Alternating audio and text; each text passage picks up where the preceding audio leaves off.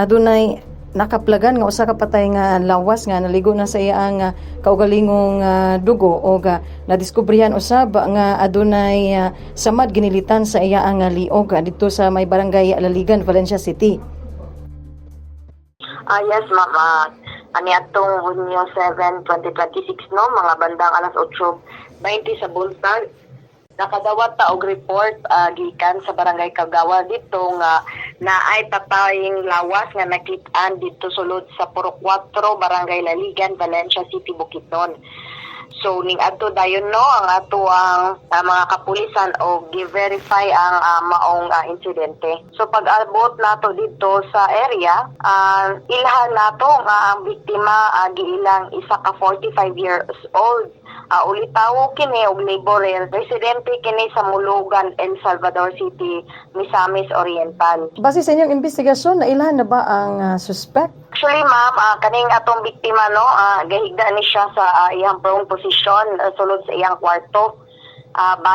Dito dapit sa doon sa iyang banyo. Accordingly, naay nakita nga mga dugo man siya sa dugo sa iyang tubok lawas, unya naay hiwa og samad sa iyang liog. Sumala sa atong investigasyon no, according pod sa ato ang witness or sa atong silingan na atong na-interview, kani si nakadungog kani iyang silingan nga na ni siya isa ka tawo nga kaistorya. Wa panita nato mailhin ning kani iyang kaistorya nga tao, unya mga alas 11 ni atong Hunyo 6, 2026 nag-istorya ni sila.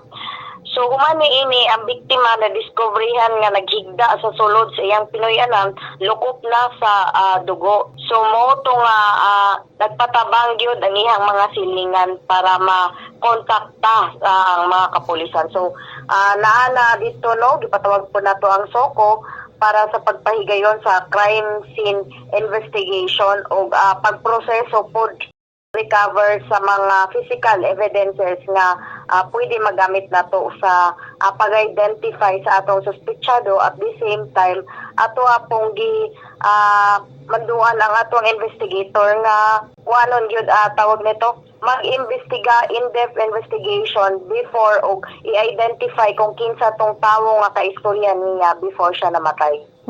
Okay. Unsa nga mga anggulo karon ang inyong ginatutukan, ma'am? Actually, ma'am, naatay mga lead pero dili lang sa nako mahatag yun ang mga details sa ato ang investigasyon, but rest assured, ma'am, if naatay progress report o naanay dugang detalye aning insidente ihatag dayon nato sa inyo ha. Okay. Ang biktima ba, ma'am, naginusara ba ni siya ni atong tungura sa kwarto? Unsa ni nangabang ra ni siya, ma'am? So far, ma'am, no, taga El Salvador man gyud ang residence gyud ni siya, unya laborer ni. So ato ang assumption ni is nangabang ra ni siya dito sa area, but definitely, ma'am, ato paning iklaro details gyud in-depth investigation o nganong naa dito ang ato ang biktima. So gawas sa samad sa liog, ma'am, doon na pa ba ilaing samad nga naangkon ang biktima?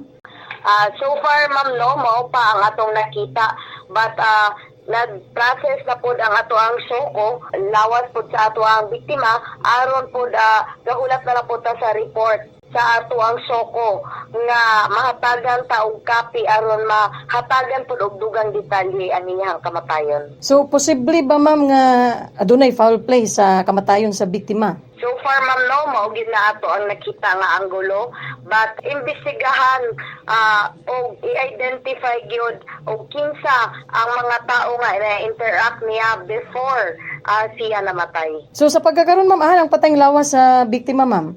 So far, ma'am, no, ato aning giadto funerarya, but rest assured, ma'am, nga ato na pong ginakontak ang pamilya sa biktima.